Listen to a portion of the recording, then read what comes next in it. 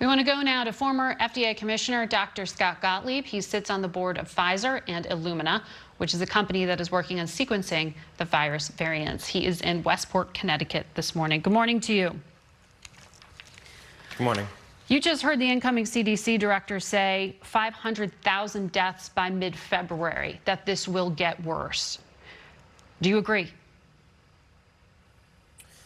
Yeah, I think tragically that's right. What we're likely to see is infections start to decline. I think we're seeing it right now. We're seeing a near-term peak in terms of the number of new daily cases. Now, unfortunately, deaths and hospitalizations will continue to grow over the next 2 or 3 weeks because they're a lagging indicator. But we'll see continued declines probably for about 4 weeks, maybe 5 weeks, until this new variant starts to take over. Right now, this new variant is about 0.5% of all infections nationally. There's hotspots in Southern California and Florida that may be closer to 1%, but it's going to double every week. So it's about doubling every week. That's the experience from other countries, and that's the experience we've seen so far in the United States. So it's 1% now, it'll be 2%, then 4%, then 8%, then 16%, then 32%. So in about 5 weeks, this is going to start to take over. The only backstop against this new variant is the fact that we will have a lot of infection by then, so there'll be a lot of immunity in the population, and we will be vaccinating more people. But this really changes the equation, and I think what we're looking at is a relentless strike from this virus heading into the spring, whereas infections really would have started to decline in the spring. We would have had a quiet spring. We could have persistently high levels of infection in the spring until we finally get enough people vaccinated. I want to clarify there because we just spoke with the incoming CDC director who recognized that there is not a good surveillance system in place to figure out these new mutations. The numbers you're citing, they're from the private sector? Well, Illumina, the company that I'm on a board of, is doing a lot of the sequencing work right now, and unfortunately the sample is very small. We should be sampling about 5% of all the positive cases. We're doing a lot less than that. We're doing well under 1%. We haven't found any of the B1351 variant, that's the South African and Brazilian variant, but we have just started looking for it. What we're finding is B117, so it's about 0.3 to 0.5% of all infections as of this weekend, data that's available right now, but it's going to increase. And we've seen it double already week over week. So this information is available. Illumina's tweeted some of it out. Their partner Helix has tweeted some of it out. They're working with CDC on this. So the data is starting to be available, but as the CDC director said, we're not doing a lot of surveillance work right now, so we're probably not detecting the full scope of what's underway in this country. Americans now aged 2 years old and up will have to show proof of a negative COVID test to re-enter this country, even if they're a citizen.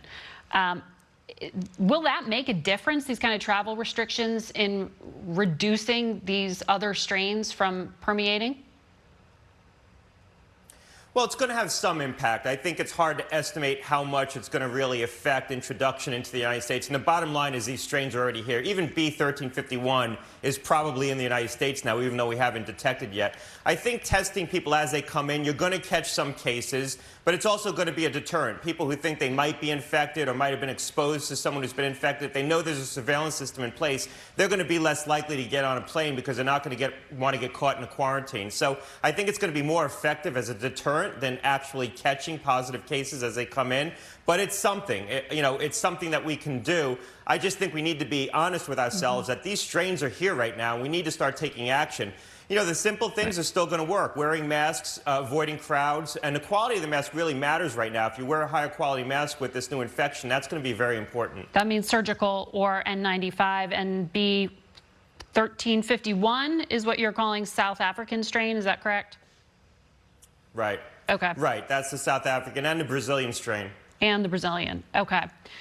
Everyone take notes. I want to get you to the vaccine now because this just puts more and more pressure on getting protection out there for people. What is the bottom line? I asked the incoming CDC director if she had a good read on supply. She still thinks they can hit that 100 million mark with vaccinations. You sit on the board of Pfizer. What do you know about supply? Yeah, I think they will hit that 100 million mark. I think the issue is going to become demand. I think they're going to have the supply in place and the distribution in place to do that. Right now, 30 million doses have been shipped to the states. About another 15 will be made available to the states as of this Tuesday, and 5 million have been ordered by the states but not yet shipped. So that's a total of 50 million doses. And there was a very small bolus. I think the plan that the new administration put out makes a lot of sense. It's sort of an all-the-above approach, what we've been talking about, trying to push this through different channels like the big box stores, like pharmacies, trying to set up more federally chartered sites in conjunction with the states. You look at a state like Connecticut, the state that I live in, I think that they've been taking that approach, and you see it working, where they've turned to the National Guard early. They set up a diversity of sites to distribute this. They've targeted high-risk groups, high-need groups, but they've also recognized that every vaccination is important. And so when people got vaccinated out of turn, they didn't impose fines, they didn't impose penalties, they didn't impose restrictions. They tried to get out all the supply, and the state's been successful. It's one of the leading states in the country right now in terms of getting people vaccinated. I think the federal plan that the Biden administration is modeling builds off what some states that have done well have done. Those numbers you were citing, that's according to Pfizer? That's according to Operation Warp Speed? Well, that's according to Operation Warp Speed, and I obviously have some insight into the one manufacturer, Pfizer, sitting on the board. I do think that there's ways that the administration can work with the companies to increase supply. It's going to take time, but there's machines that can help produce more vaccine as inputs that they can try to increase the supply of. And it might be things you could do on the fill finishing as you bottle the vaccines, trying to get additional doses out of the way you bottle the vaccines, making that process more efficient. I think it's going to be slow, but I think we can potentially eke out more supply with a full court press on all the different things that you can do to try to increase the inputs and the outputs here. All right, Dr. Gottlieb, thank you as always for your insight.